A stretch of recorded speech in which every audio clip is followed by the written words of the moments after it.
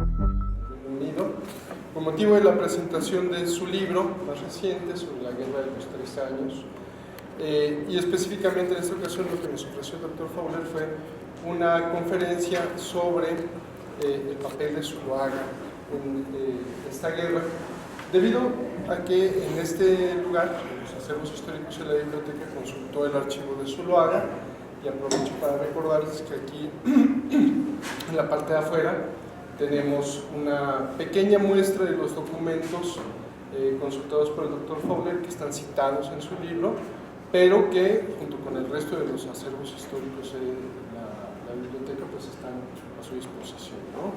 Agradezco al doctor Fowler entonces, agradezco también al doctor Ricardo Nava, director del Departamento de Historia, que amablemente accedió a darnos unas palabras para el inicio de la conferencia, porque creo que algo tiene pendiente. Entonces muchas gracias, Ricardo, por estar aquí, y a la doctora Laura Camila Botello, Ramírez, sí, que es la coordinadora de la licenciatura en Historia. Muchas gracias, y dejo al doctor Nava que nos dé sus palabras y después me dará la doctora Ramírez. Muy buenos días a todos. Les agradezco a nombre del Departamento de Historia su presencia y también agradezco la presencia del doctor Will Fowler, que nos acompaña, como ya se indicó, para la presentación de su libro en una conferencia sobre la Guerra de los 3 años, Félix Zuloaga. Para el Departamento de Historia estas cosas son muy importantes porque el doctor Fowler ha revisado durante muchos años fondos documentales sobre la historia política de México, particularmente en el siglo XIX, y en el Departamento de Historia estamos muy preocupados porque los estudiantes que se están formando en licenciatura, así como nuestros estudiantes de posgrado, valoren el trabajo que sobre el archivo debemos hacer. Siempre cuando pensamos sobre qué es el archivo, nos imaginamos solamente una masa documental ahí disponible para que el historiador pueda extraer datos y decirnos lo que ocurrió en el pasado.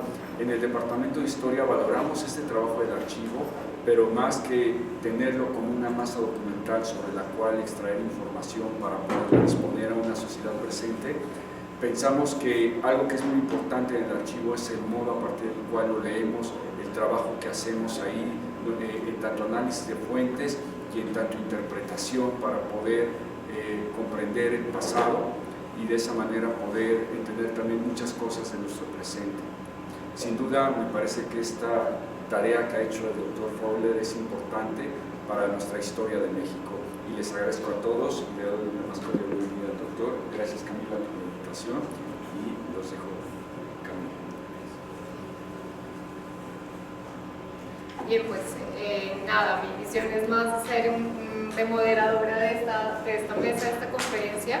Yo les agradezco mucho su presencia, en particular a la biblioteca, que pues hizo todo este despliegue y pues tuvo a bien invitar al profesor Fowler para hablarnos un poco de esa experiencia en el archivo, una investigación que es resultado del trabajo aquí en los acervos de la universidad, y pues sin duda es siempre enriquecedor para nosotros como historiadores, como profesores, que también estamos vinculando a los alumnos con este acercamiento a las fuentes primarias, pues conocer de cerca la experiencia de un investigador. Entonces reitero las palabras del doctor Nava, darle la bienvenida, y pues nada, para nosotros es realmente un gusto que nos visite y ojalá que se repita pronto.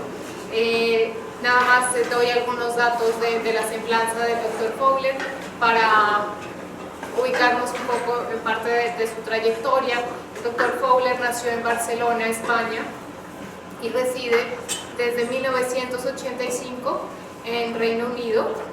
Estudió drama y español en la Universidad de Bristol, donde posteriormente se doctoró con una tesis de Historia Política de México en el siglo XIX. fue profesor en el Politécnico de Leicester y desde 1995 es profesor en la Universidad de San Andrews.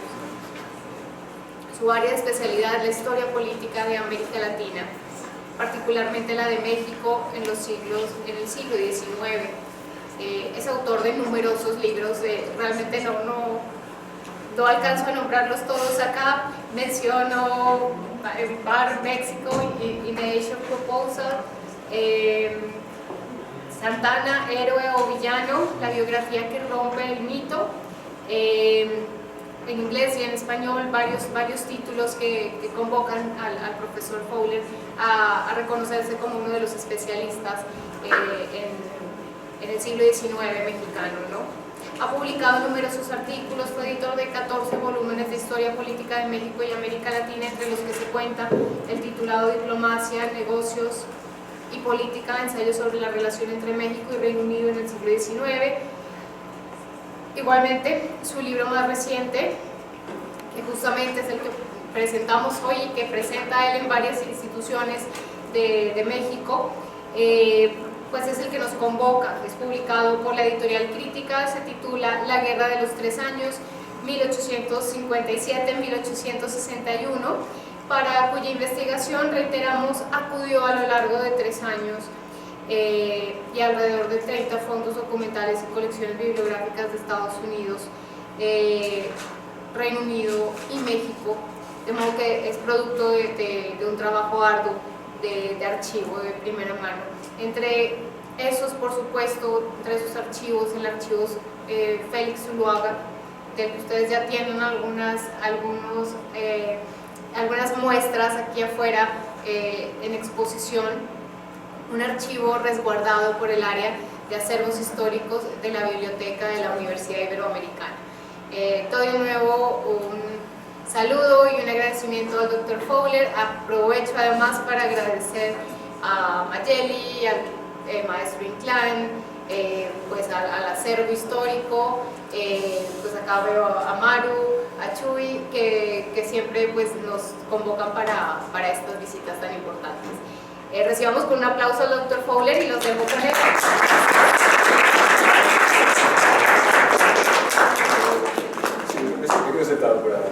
Muchas gracias.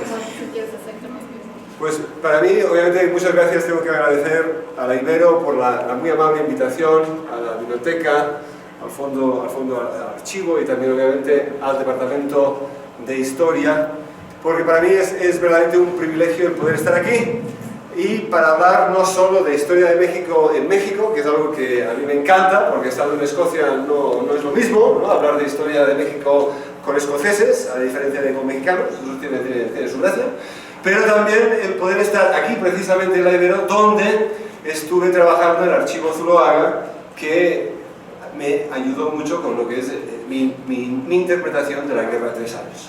Entonces es cierto, estoy ahora aquí en México haciendo una gira, viendo a varias instituciones para hablar del libro, pero en esta conferencia en particular, más que hablar del libro como estoy haciendo en otras partes, lo que quiero hablar es sobre todo sobre Zuloaga y lo que averigüé en el archivo que tienen ustedes aquí mismo. Tienen el archivo aquí mismo. Entonces esto es simplemente para insistir de que tienen ustedes un recurso magnífico aquí y que pueden usarlo. Pero bien, entonces voy a empezar por, en cierta manera, dar una idea del porqué, ¿no? El contexto en que me dio por escribir este libro y después ya pasaré a hablar de Zuloaga en sí. Yo decidí escribir este libro cuando en el 2014 me encontraba escribiendo lo que era el último capítulo de un libro sobre el fenómeno del pronunciamiento mexicano en el siglo XIX. Y estaba ya escribiendo el último capítulo donde yo tenía claro que el pronunciamiento como una práctica política, que era más bien como un gesto de rebeldía, no necesariamente un golpe de Estado o una revolución, era una manera de negociar, una manera de influir en la política. Ese pronunciamiento, esa práctica política terminó con la Guerra de Reforma o la Guerra de 3 Años. Entonces, era mientras estaba escribiendo este capítulo que pensé, bueno, entonces, ¿qué pasó exactamente en la Guerra de 3 Años? Me voy a ir a la biblioteca, voy a sacar un libro que me dé una idea de qué pasó, cuándo, cómo y dónde, quiénes fueron los protagonistas, por qué empezó la guerra, cuáles fueron las causas de largo plazo, corto plazo, cómo se desarrolló la guerra, cuáles fueron las grandes batallas, cómo terminó, ¿no? Esa clase de libro. Y lo que fue impactante para mí es encontrar que ese libro no existe, o no existía. Si ustedes quieren saber qué pasó en la guerra de Estados Unidos, la guerra civil de secesión, la guerra civil de 1861 a 65, hay más de 50.000 libros publicados sobre esa guerra. Lo difícil es saber por dónde empezar. Si ustedes quieren leer sobre la guerra civil española, ¿no?, de 1936 a 39, de nuevo estamos en la misma situación. Y sin embargo, sobre la guerra de 3 años, no existe un libro, no existía un libro así. La última persona que escribió sobre la guerra de 3 años fue Alfonso Trueba, un libro de unas 46 páginas que salió en 1953. Y antes de eso, o hay que remontarse a una tesis doctoral inédita de Texas de 1935, o tenemos que remontarnos a autores de finales del siglo XIX o principios del XX, Miguel Galindo y Galindo, José María Vigil, Manuel Cambre, que fueron los únicos que trabajaron la guerra de 3 años. Y 2 de ellos, de hecho, trabajaron la guerra de 3 años un poco como el preludio de la intervención francesa. Y el problema con el que yo me topé es que si se ha mirado la guerra de 3 años es siempre como ese preludio a la guerra de intervención francesa. Y lo que yo sentí es que había la necesidad de estudiar esta guerra aparte, por sí sola, según sus propios términos, porque lo que sucedió 5 años después, ¿no?, los actores que estaban metidos en el contexto de esa guerra no sabían que habría una intervención francesa, no sabían que apoyarían o no apoyarían esa intervención. O sea, lo que pasó después no tiene nada que ver con lo que estaban haciendo, por lo que estaban luchando, en lo que fue, de hecho, una guerra civil atroz. Y esto fue una de las cosas que más me impactó una vez puestos a estudiar la guerra de 3 años, es lo brutal y violenta que fue. O sea, que fue verdaderamente una guerra total, una guerra donde murieron más mexicanos que en cualquier otra guerra civil del siglo XIX. Una guerra donde no es solo una guerra donde se están matando ejércitos, ¿no?, de liberales y conservadores, de tacubayistas y constitucionalistas, sino que es una guerra donde una vez que explota esa guerra, la gente en los pueblos, ¿no?, en las calles, vecinos, pues empiezan a matarse entre sí, manejando un poco la excusa de que hay una guerra civil para, en cierta manera, resolver sus propios agravios, que a veces no tenían nada que ver con el gran pleito de si la Constitución del 57 había que abolirla o no, o si verdaderamente el ataque el intento de separar Iglesia y Estado era un ataque a la religión, ¿no? Pero entonces, esto fue parte del proyecto y de lo que acabé haciendo. Entonces, de ahí lo que yo quiero simplemente resaltar así, en términos de que hay que estudiar la guerra de 3 años, se tiene que estudiar. Y me sorprendió ese vacío historiográfico cuando uno compara con la guerra de secesión estadounidense, cuando uno compara con la guerra civil inglesa, cuando uno compara con la guerra civil española, que la que fue la guerra civil más importante del siglo XIX, que llevó a esa separación de Iglesia y Estado que hace excepcional en el caso mexicano, y que no se estudie, ¿no?, que no se haya estudiado, que se haya olvidado, que se ponga ahí de lado. Entonces, sí, bueno, está el libro ahora, pero esto es el principio. Esto es el principio. Si están haciendo licenciaturas y no saben qué hacer su tesis de licenciatura, pues escojan un tema de la guerra de 3 años. Que están pensando en hacer la maestría y no saben la guerra de 3 años. Que están pensando en qué hacer sobre el doctorado. Quedamos, ¿ok? Es un plan, ¿vale? O sea, ya cuando ustedes salgan de aquí ya saben, la misión es estudiar la guerra de 3 años. Hemos quedado, ya está.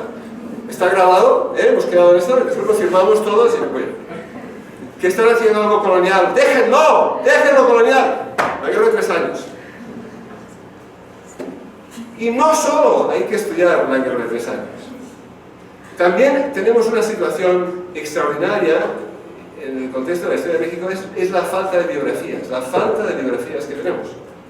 Esto tengo un trabajo que salió en secuencia, el número 100, a principios de, creo que fue el año pasado, que es un artículo que se llama En defensa de la biografía. Es como un llamado a los historiadores mexicanos, ¿no? Casi un manifiesto.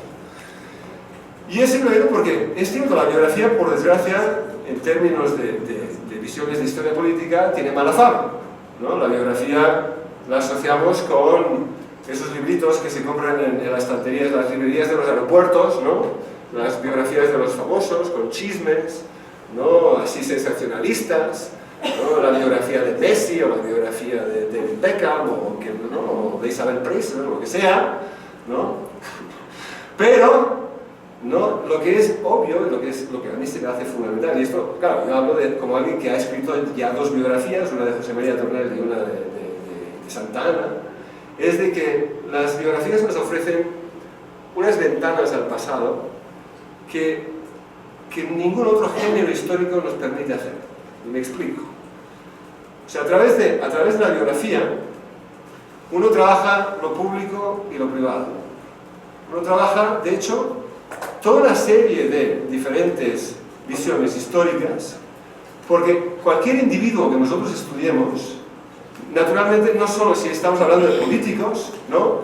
Pues igual habrá habido aspectos militares, de ahí que tendremos que manejar la historia militar, igual tenemos que manejar la historia cotidiana, igual la historia, en términos de la historia del género, si hay, ¿no? Las relaciones que pudo tener esa persona con sus parejas, historia económica, historia social, historia política.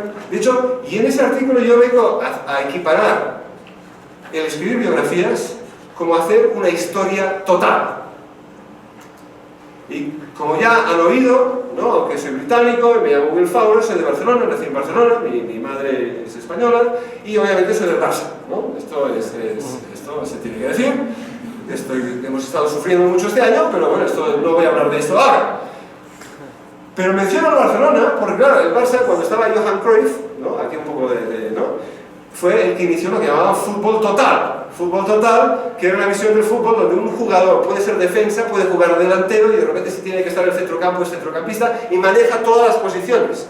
El biógrafo es igual.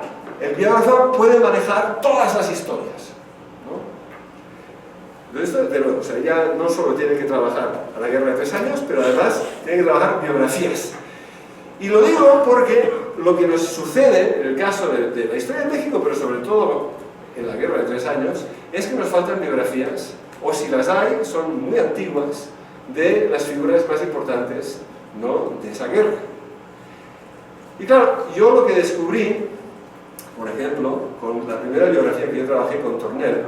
Tornel era el ministro de guerra de Santa Anna, era su propagandista, era un escritor que escribía con Los Ángeles. Encima, gracias a Tornel, no se pudo elaborar esa visión de Santa Anna, ese Santa Anna heroico, fue gracias a la propaganda de Tornel. Fue fundamental en informar a Santa Anna de lo que estaba pasando en la capital mientras Santa Anna estaba en manga de clavo en el Cero. Pero al estudiar a Tornel, a mí me pasó algo, y es que yo descubrí que había una coherencia política en Tornel. Tornel, un hombre, un intelectual, un hombre de unas ideas muy refinadas. Claro, al principio, cuando yo empecé mi investigación, yo no entendía cómo podía ser que un hombre tan talentoso como Tornel pudiera ser, dijéramos, tan leal con una figura que el resto de la historiografía lo presentaba como un monstruo. No tenía sentido. ¿Cómo podía ser que alguien como Tornel pudiera admirar tanto a Santa Anna si Santa Anna era un monstruo, a menos de que Santa Anna no fuera un monstruo, y habría que entonces empezar a repensar esa misión, esa leyenda negra. Y claro, al estudiar a Tornel y su biografía, una de las cosas, y solo menciono una que se me hizo muy obvia, es que hubo una evolución política. Él evolucionó, o sea, empezó siendo un liberal, pero a base de los fracasos constitucionales de las primeras décadas, fue perdiendo, dijéramos, una esperanza que lo caracterizó en la década de los 20, para que ya llegados a 1850 fuera una persona que estaba dispuesta a defender una dictadura. Y no es que siempre hubiera sido autoritario, sino que pasó por esas etapas. Y eso me ayudó a ver que en el caso de Santa Anna también obviamente hubo una evolución política. Todo esto lo digo porque es necesario hacer biografía de todas estas figuras, especialmente los tacubayistas, y menciono los tacubayistas porque tenemos también una situación donde, debido a una historia oficial que nos ha dado una visión de mexicanos buenos y malos, ¿no? Lo que tenemos es que sí hay biografías de los buenos, pero los malos han quedado como olvidados, ya los ignoramos porque son malos, ¿no? Son mochos, son traidores, son cangrejos, ¿no? Son vendepatrias, pero hace falta entenderlos. Es posible que hayan sido perversos y siniestros, lo que fuera, pero aún así necesitamos entenderlos. Y por eso es solo a través de la biografía que verdaderamente podemos entender, ¿no? ¿Por qué adoptaron las decisiones que adoptaron? ¿Por qué apoyaron, por ejemplo, el plan de Tacubaya? ¿Por qué se volvieron contra la Constitución del 57? ¿Por qué estuvieron dispuestos a llevar una guerra a muerte durante 3 largos años, ¿no? Y la biografía nos puede permitir esto. Y todo esto lo digo porque, claro, una de las figuras que todavía, increíblemente, no tiene biografía es Zuloaga. No existe una biografía de Zuloaga. Entonces, lo que yo les voy a contar de Zuloaga es, en cierta manera, una visión muy impresionista, porque yo no he escrito una biografía de Zuloaga. Yo el Zuloaga que conozco es el que pude descubrir en el archivo que tienen ustedes aquí, en base a esas cartas, y en base a lo que hay por ahí suelto en diferentes libros, en referencias a él, aquí y allá, pero nos falta todavía una biografía de Zuloaga. Y hasta que alguien no haga una biografía de Zuloaga, no sabemos verdaderamente qué es lo que estaba pasando por su cabeza en diferentes momentos de su historia. Y en cierta manera, yo pues tengo mi interpretación, pero quizás bien puede suceder el día que uno de ustedes escriba la biografía de Zuloaga y lo investigue, ¿no? Veremos que yo me he equivocado completamente, porque habrán datos que a mí se me escaparon. A modo de ejemplo, sabemos que era el compadre de Ignacio Comonfort, pero ni la biógrafa de Comonfort ni yo sabemos cómo, ni cuándo, de qué manera fueron compadres. Sabemos que lo son, pero ¿cuál es el elemento de qué hijo o qué hija? Y entonces, en fin, un poco lo que quiero conseguir con esta presentación, esta charla, es de alguna manera inspirarles a escribir biografías, pero que también a investigar, a Zuloaga, a usar lo que tienen aquí mismo, está aquí mismo, no tiene que viajar muy lejos, no tiene que cruzar el Atlántico como hago yo para venir aquí. Entonces, ¿qué sabemos? ¿Qué sabemos de Zuloaga? Pues así, vamos a ver. Rápidamente, lo que yo tengo sobre Zuloaga, así en términos de su biografía. ¿Dónde está esto? Sí.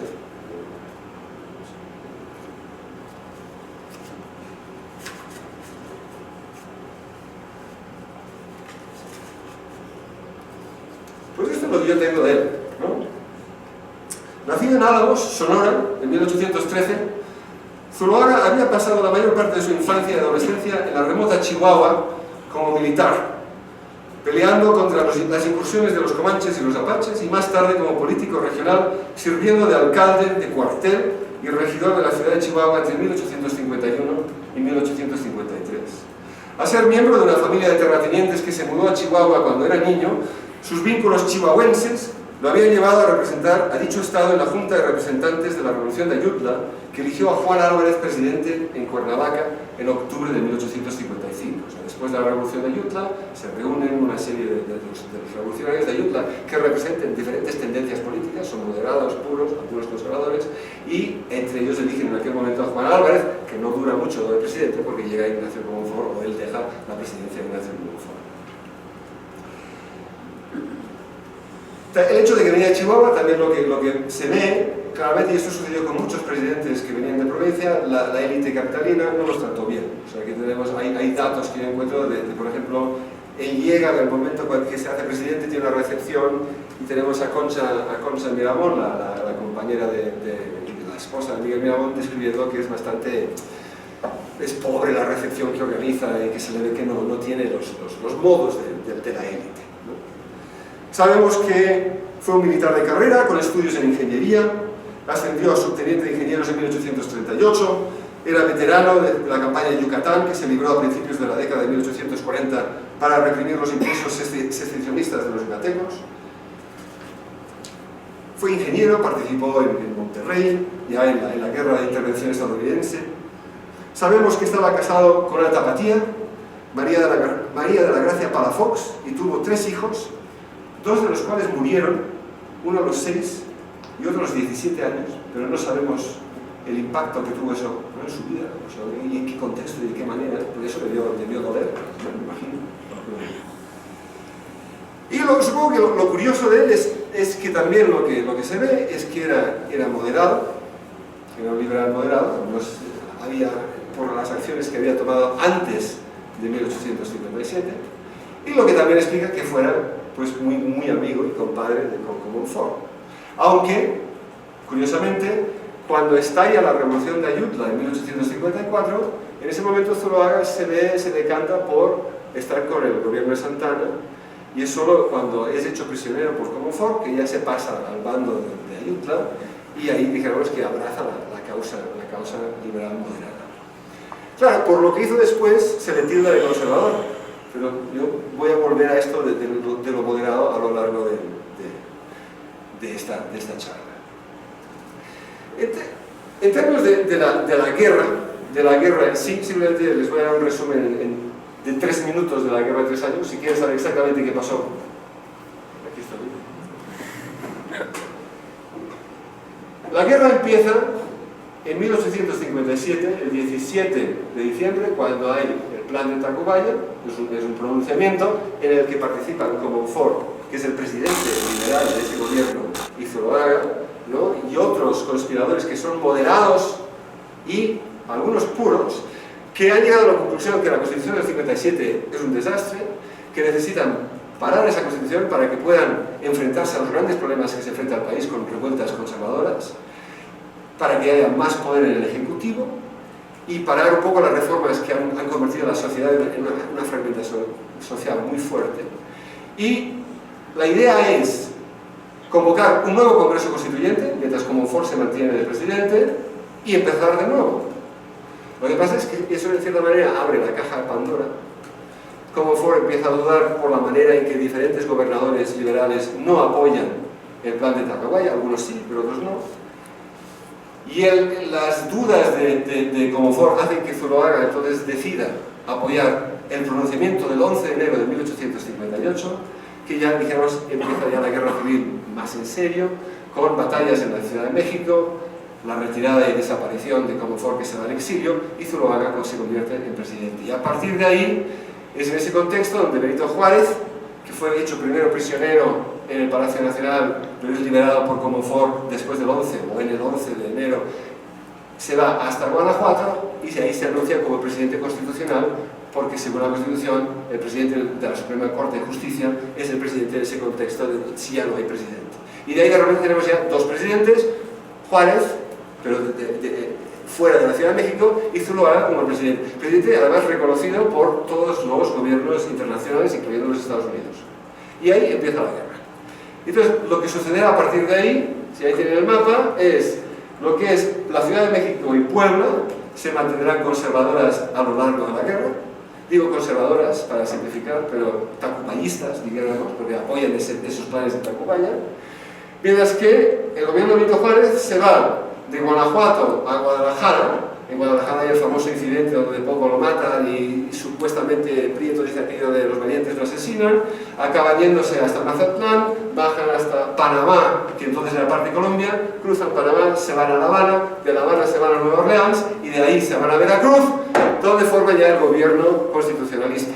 Veracruz permanecerá constitucionalista a lo largo de la guerra. Morelia también será más bien constitucionalista, con un par de momentos donde pasa y donde la guerra es particularmente atroz, es lo que es el interior de la República. Ciudades como San Luis Potosí, como Zacatecas, ¿no?, van cambiando continuamente, entran unos y entran otros, tras batallas que son absolutamente salvajes, creando un caos en términos de que unos llegan y de repente pues están diciendo pues esas leyes como de la Constitución o del Erro pues ya no son válidas, en estos momentos ya les devolvemos a la Iglesia las propiedades que han sido, dijimos que lo han arrebatado, y entrarán todos los liberales, hay que devolver las propiedades de quienes las han comprado, un caos total. Y otras ciudades como Guadalajara, que sufre 3 sitios absolutamente brutales, ¿no?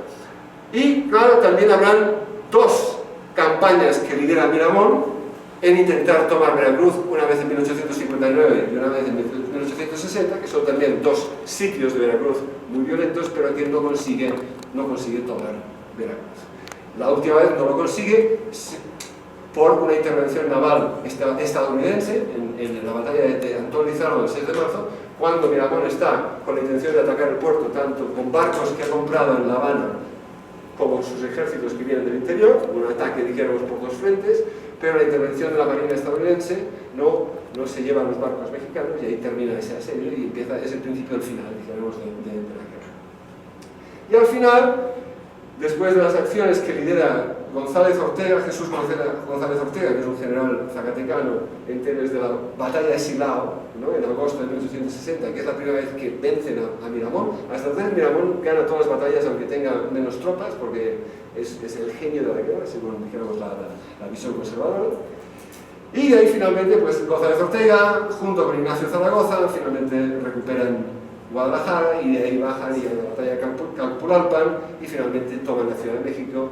Y entonces eso ya en Navidad de 1860, solo que Juárez no regresa a la capital hasta el 11 de enero de 1861, de ahí que mi cronología va de 1857 a 1861, pero ustedes encontrarán que hay textos que empiezan la guerra en el 58 y la terminan en el 60, ¿no?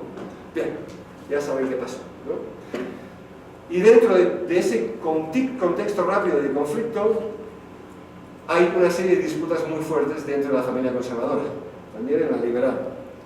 Porque Zuloaga será presidente en ese primer año, pero a los finales de 1858, dos generales moderados, ¿no?, Miguel María de Echegaray, hablaré más de esto en otro momento, y Robles Pezuela, lanzan dos pronunciamientos, uno primero en Ayotla y uno luego en la capital, que derrocan a Zuloaga, solo que Miramón después acaba regresando y restaurando el orden en Tacubaya, repone a Zuloaga brevemente, pero se las arregla para que Zuloaga le ceda una presidencia, dijéramos, como sustituto, presidente sustituto, y Zuloaga se retira, ¿no?, de la escena, dijéramos, a principios de febrero de 1859, y no regresará hasta ya 1860, donde intenta recuperar la presidencia, pero fracasa, y de ahí, digamos, ya hablaré de lo que le pasa al final.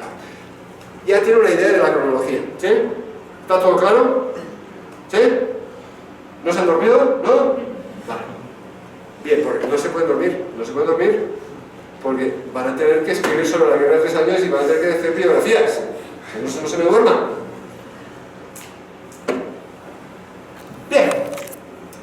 Lo que tenemos es, precisamente por el problema donde empecé, que lo que se sabe de la guerra de 3 años se vincula siempre a la intervención francesa, es que hay una visión retrospectiva de la guerra de 3 años. Y eso afecta a Zuloaga, que lo vemos siempre tildado de conservador. Pero Zuloaga no era conservador, Zuloaga era moderado. Si no, uno nos explica, por un lado, la relación que tenía con Comonfort. Comonfort es un moderador, pero realmente dedicado. Pero también hay cartas, correspondencia, en el archivo de aquí, pero también en el archivo de Texas, donde tenemos cartas que muestran su preocupación, la preocupación de Zuloaga antes del 57, antes de plan de guerra, su preocupación de que los conservadores tomarán la capital. Su preocupación de que Miramón y Osoyo, que es el otro general en aquel momento, están planeando, ¿no?, tomar la Ciudad de México, y no solo eso, sino que además, dijéramos, acabarán con todas las reformas, las pocas reformas, pero que sin embargo consideraban los moderados importantes, ¿no?, que habían llevado a cabo. Y es que para entender a los moderados son tan liberales como los puros. Son tan liberales como los puros. La gran diferencia entre unos y otros, en cierta manera, tiene que ver con la rapidez con que querían reformar el país. Si vemos a los radicales también hay una cuestión generacional, o sea, estamos en la generación de la reforma, ¿no?, son más jóvenes, son una generación impaciente, ¿no?, y lo que ven es que ven los fracasos de las primeras 3 décadas, ¿no?, porque es un contexto, la mitad del siglo XIX, hay una visión, especialmente después de la guerra contra los Estados Unidos y la pérdida de la mitad del país, ¿no?, ese trauma lleva a un momento donde hay un momento de recapacitación, de dónde estamos, por qué hemos fracasado, por qué nos ha ido tan mal, ¿no? Y para los liberales, Lo que está claro es que quizás permitieron que legados coloniales permanecieran ahí de manera contradictoria. Todas las constituciones habían, por ejemplo, declarado que la religión católica apostólica romana era la única del Estado, sin libertad de cultos. Pues eso como que no pegaba, ¿no? Si iban a ser liberales. Habían fueros, privilegios que permitían que la Iglesia y el ejército estuvieran, digamos, aparte de la ley civil, ¿no? O sea, que si un militar robaba en una tienda, no lo podían, ¿no?, llevar a juicio como a un civil normal y corriente, y esto no pegaba con una visión de igualdad ante la ley, ¿no? Y que el problema de México era que al no haber tomado el toro por los cuernos y cambiado la situación ya de una vez, pues al perdurar estos legados coloniales y anacrónicos, el país estaba como estaba. Había que, por lo tanto, cambiar las cosas ya. Y los moderados pensaban exactamente lo mismo.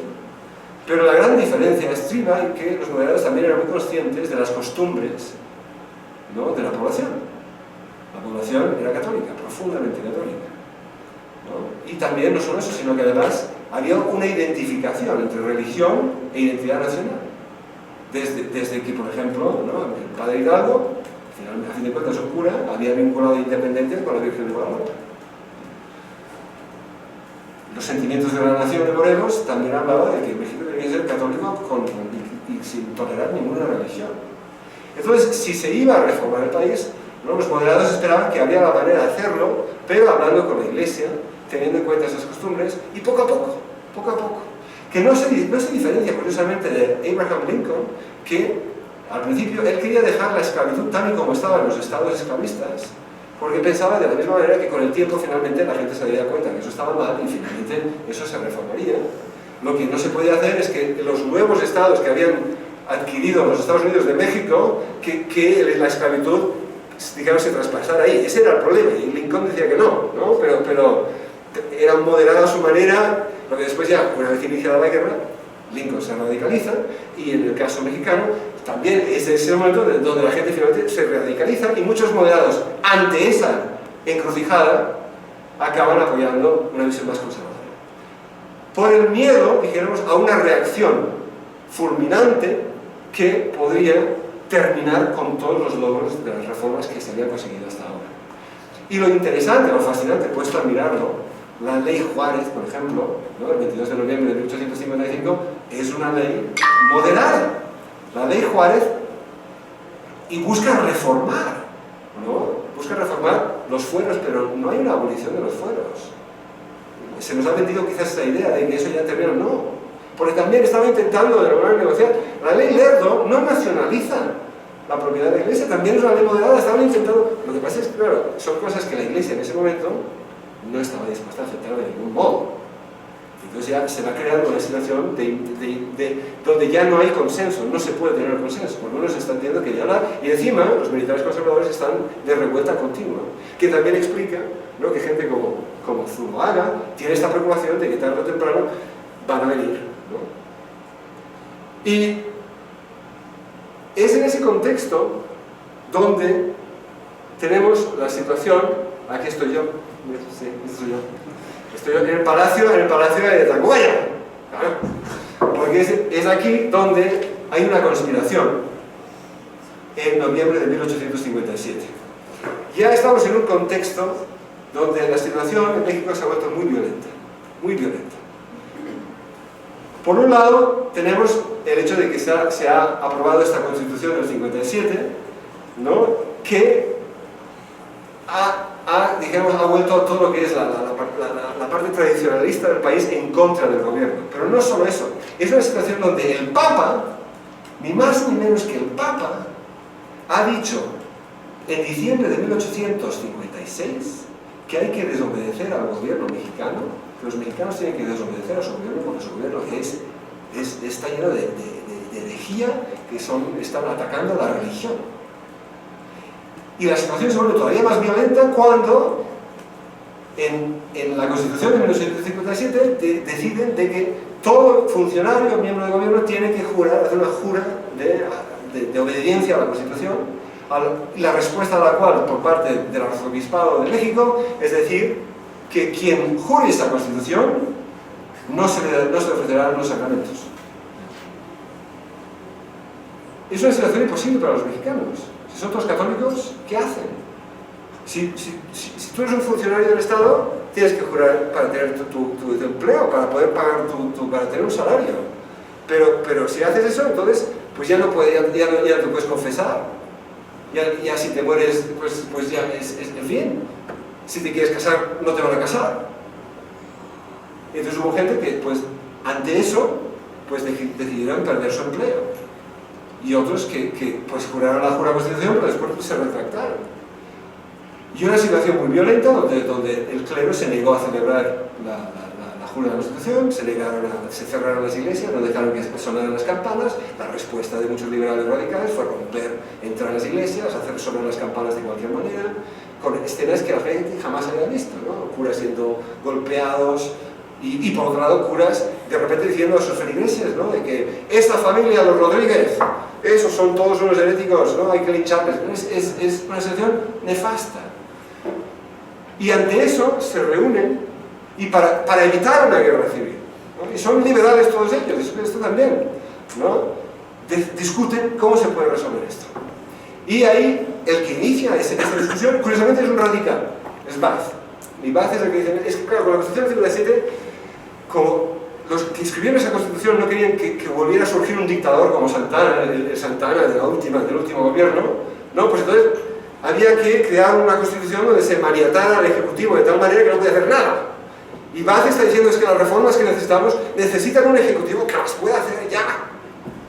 Entonces esta Constitución no nos sirve. Y como Ford ha recibido muchas cartas, la gente no está contenta, es que los liberales moderados no les parecía demasiado radical, los radicales la encontraban demasiado medrosa, demasiado, digamos, conservadora, porque estaba llena de compromisos por otro lado, y ahí está Zuloaga diciendo, no, hay que terminar esta Constitución, pero tenemos que asegurarnos de que los gobernadores liberales nos van a apoyar.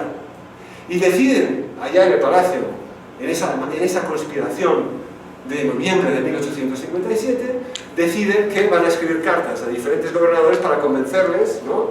Y eso, como Ford insiste, yo me lanzo a esto siempre y cuando sepa que los puros nos van a apoyar. Y escriben cartas. Y el gobernador de Veracruz parece que dice que sí, parece que los apoyará. Manuel Doblado, que lleva varios años luchando contra las revueltas de Mejía en Querétaro, conservador, Mejía, Doblado dice, hombre, yo no puedo, pero yo por ti, Ignacio, por ti, no, si lo hacéis, bueno, pues yo dejo la gobernatura en cargo de no me quiero meter. Anastasio Parodi, el gobernador de Jalisco, también un liberal, no le gusta la idea, pero de nuevo, yo no pondré pegas, no me meteré. Y de repente, la carta que han mandado Zuloaga y Manuel Paino, el gran novelista Manuel Paino, que es el ministro de Hacienda, ha mandado una carta al gobernador Epitacio Huerta en Michoacán, esto no lo acepta. Y su diputado en el Parlamento anuncia que hay una conspiración y muestra la carta como una prueba de que... Y entonces ahí se empieza a armar el escándalo y llega Bath de Veracruz y anuncia que se va a lanzar este pronunciamiento y el pronunciamiento se lanza. El 17 de diciembre de 1857, Félix Zuloaga toma sus tropas de Tacubaya, marchan a la Ciudad de México, ocupan el gobierno, cierran el Congreso y anuncian su plan de Tacubaya. Y el plan de Tacubaya viene a decir que encima de eso es un movimiento liberal, prometen que definitivamente va a haber un Congreso Constituyente dentro de poco, de eso se trata, mantienen a Comonfort el presidente porque Comonfort es liberal, todo el mundo, y lo han elegido los constitucionalistas, o sea, va de esto. Solo que entonces Veracruz se retracta, se despronuncia, Comonfort ahí empieza a pensar que esto empieza a dudar, piensa mejor no, me voy a cambiar de... Y Zuloaga en ese momento piensa, por lo que vemos en las cartas que están aquí en el archivo, ¿no? Piensa que ya que hemos llegado aquí, ya no podemos retractarnos. Y entonces Zuloaga también lo hace, y aquí de nuevo hay cartas que lo demuestran, se adelanta porque él teme que Miramón y Osoyo van a aprovecharse de esta situación y que los conservadores van a entrar en la Ciudad de México y van a ocupar la Ciudad de México. Pero claro, una vez que esa disputa se arma, finalmente Zuloaga se deja convencer por el general de la Parra de que hay que lanzar otro pronunciamiento el 11 de enero desde la capital que saque a Comonfort de en medio y que ponga a Zuloaga en el poder, para evitar que lleguen los conservadores. Solo que ya en esa situación donde de repente Comonfort ya se cambia de parecer, libera a Juárez y se defiende, se puede defender el Palacio Nacional, en ese momento se oyen las campanas y la gente gritando en la calle porque han llegado los macabeos. Y ahí están. Osoyo y Miramón han llegado y empieza, bueno, ya la guerra en serio. Una batalla campal en la Ciudad de México, pero Zuloaga se las arregla para acabar que la Junta de Pronunciados lo nombren a él presidente. Y se convierte presidente. Y ahí logra parar, en ese momento logra parar, según él, a los conservadores. Pero también se da cuenta de que verdaderamente hay que mostrar, aunque es moderado y es liberal, pero hay que de alguna manera dar marcha atrás a algunas de las reformas que los gobiernos liberales habían hecho, y ahí es donde se empieza a perfilar, digamos, unas tendencias más conserveras o conservadoras, ¿no?, por parte de... Y entonces hay una serie de decretos que anuncia el 28 de enero, donde ahí ya se termina la ley Juárez, la ley Lerdo, ¿no? Y a partir de ahí van a haber toda una serie de leyes que, dijéramos, terminan, o sea, abolen todas las leyes reformistas anteriores. Lo que inspirará, por ejemplo, la famosa canción, ¿no?, de los cangrejos, ¿no?, que se atribuye a Guillermo Prieto, de aquello de que cista estás para atrás, para atrás, para atrás, ¿no?, que como lo estamos viendo para atrás. Bien. De ahí tenemos entonces a Zuloaga de presidente en el primer año de la guerra. Y lo que es, de nuevo, y ya me estoy empezando a poner repetitivo, pero es que aquí tiene un archivo magnífico, donde hay toda una serie de documentos, ¿no?, donde se ve. También hay muchos documentos, por cierto, en el Centro de Estudios Históricos de la Historia de México, en Carson, que está en el sur de la ciudad. Y lo que vemos es toda una serie de decretos. Lo que intenta Zuloaga es, por un lado, organizar la campaña militar como presidente, encarga a Osoyo al frente del ejército, y la intención es ahí de que los militares, Osoyo, Miramón y los demás, tomen el interior, recuperen todas esas capitales que en ese momento son liberales, y manda a Echegaray a ir a por Veracruz. Eso por un lado. Otra cosa importante es de alguna manera resolver el problema de que los puertos, la mayoría de los puertos, están en manos de los liberales. Y es un problema porque los recursos fundamentales, ¿no?, están en los puertos. De que hay, lo que encontramos es muchos decretos de esos años, de este año, donde Zuloaga está, dijéramos, diciendo que los impuestos no se pueden cobrar ahí, sino una vez que han entrado para de alguna manera conseguir fondos que ellos no tienen acceso a los puertos. Y hay una serie de medidas que se van volviendo cada vez más reaccionarias en base a la violencia de la guerra, llegando a un momento donde empieza a rescatar una ley de conspiradores de Santa Anna, donde se puede ejecutar a gente que no está conspirando contra el orden del país. Pero lo que también vemos es que es un presidente ineficaz. Está en una situación imposible, pero es una situación donde no consigue, uno, los recursos que hacen falta para la guerra. La situación de la capital es una situación precaria. Eso se ve de una manera muy evidente cuando hay un intento de tomar la ciudad por parte de Miguel Blanco, que viene desde Michoacán, ¿no? Y casi parece, ¿no?, pero es un momento de pánico. También tenemos ahí cartas, ¿no?, donde también se nos hace evidente de que Miramón y Márquez hacen lo que quieren, o sea, no escuchan a Comonfort. O sea, Comonfort quiere de hecho que ellos vayan hacia Morelia en el agosto de 1858, ellos prefieren irse a San Luis Potosí. Es cierto que ahí le va bien a Miramón en la batalla de Hualulco, pero no es lo que quería Zuloaga. Y finalmente, claro, se encuentra con esa situación no muy difícil, que es esos pronunciamientos que se lanzan contra él en diciembre de 1858. Y uno de los tesoros que hay en este archivo son las cartas entre Zuloaga y Miguel de María Echegaray. Este es otro personaje sobre el que no tenemos una biografía. Tampoco tenemos una sobre Manuel Robles Pezuela. O sea, y Echegaray es fascinante porque Por un lado, también es un moderado. Es un moderado que no quería unirse al plan de Tacubaya, él estaba encargado de las fuerzas del pueblo, pero una vez que se trata el plan de Tacubaya decide apoyarlo, pero se le encarga a él, o Zuloaga le encarga que se ocupe de tomar Veracruz. Y las cartas, el tesoro de cartas que hay aquí, son las cartas de Echegaray dando 27.000 excusas por las que no va, que no quiere. Que si la pólvora no es de buena calidad, que si los soldados no tienen suficiente dinero, que si está lloviendo, que a mí no me tratas tan bien como a Miramón. A Miramón le das mucha más, lo hice de otra manera, yo estoy aquí no dándome una visión más moderna de su diálogo, pero y la exasperación de Zuloaga con él, ¿no? Y finalmente es obvio que Echegaray está molestísimo con la manera que Zuloaga está dando a entender que él es un inútil, que no está haciendo nada, ¿no? A lo cual, eso por un lado. Pero después también, ya con Robles Pezuela, que también son moderados, llegan a pensar que Zuloaga se ha decantado demasiado hacia una visión conservadora y hace falta un nuevo pronunciamiento, que volvamos otra vez al principio de intentar otra vez conseguir un congreso constituyente, ¿no? Para tener esa promesa inicial de Tacubaya, ¿no? Y de tener un gobierno moderado y moderador, es lo que quiere. Y en el plan de Ayotla de Echegaray es curioso, porque por un lado es un texto muy bien escrito donde Echegaray lamenta las atrocidades de la guerra de una manera muy emotiva, ¿no? Como que parece, si te lo crees, parece un hombre que verdaderamente está ya hastiado de un año de violencia salvaje y que verdaderamente quiere que termine la guerra. Pero entonces, según él, después dirá que él cometió un error, o no fue un error, que hubo una errata de imprenta, una fe de...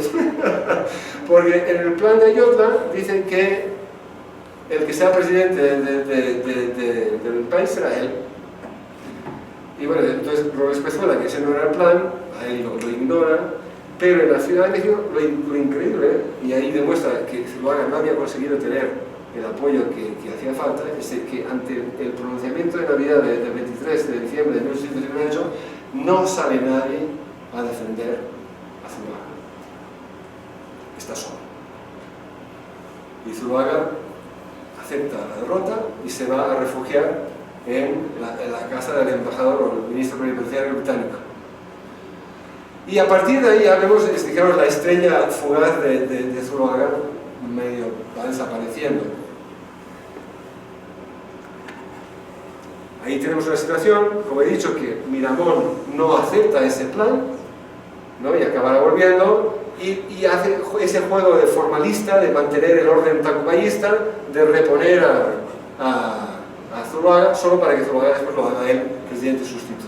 Y lo fuerza en cierta manera a jubilarse, a irse a la vida privada. Y hay una carta de Nobel en el archivo magnífica que él escribe, porque uno tiene la impresión, si uno cree a Concha Lombardo de Miramón o a Miramón, de que Zuloaga estaba contento con este arreglo, ¿no? Pero hay una carta en el archivo que escribe a Márquez y a varios conservadores diciendo: esto no está bien, esto lo que me ha hecho no está bien, ayúdenme, ¿no? Esto, ¿qué piensan? Pero claro, nadie responde porque todos están contentos con ese resultado. Y a partir de ahí veremos que los conservadores en la Ciudad de México intentan utilizar a Zuloaga en el verano de 1859, después de que Miramón fracasa en su primer sitio de Veracruz, al intentar hacer que él quite la presidencia sustituta a Miramón y nombre a Márquez presidente, pero no lo llega a hacer. Y al año siguiente le intentan hacer lo mismo, pero esta vez convencer de que sea Santana el que regrese del exilio para hacerlo. Zuloaga se envalentona después del segundo sitio de Veracruz, pero de nuevo, ahí aunque él se anuncie presidente, Miramón lo hace arrestar, le dice: voy a enseñarle cómo se hacen las presidencias, lo arresta, lo lleva de campaña, y aunque se escapa, ahí a partir de ahí medio desaparece. Entonces es una breve presidencia, ¿no? la de Zuloaga. ¿Qué fue de Zuloaga después? Cuando termina la guerra, en el 61, él mantiene las guerrillas conservadoras, se vincula a Márquez, ¿no? Está con Márquez cuando matan a Ocampo, ¿no? Aunque él hay un documento de Zuloaga donde él echa pestes de Márquez, lo ve como una persona verdaderamente siniestra. Ya después intentará unirse al imperio, pero no lo quieren, y acaba yendo al exilio a Cuba, regresa ya con Lerdo de Tejada, regresa a México y muere pues a los 84 años, el 11 de febrero de 1898. Pero como he dicho al principio, hace falta saber mucho más sobre él. Y ante esto, pues concluyo, y si tienen preguntas, pues aquí estoy. Muchas gracias.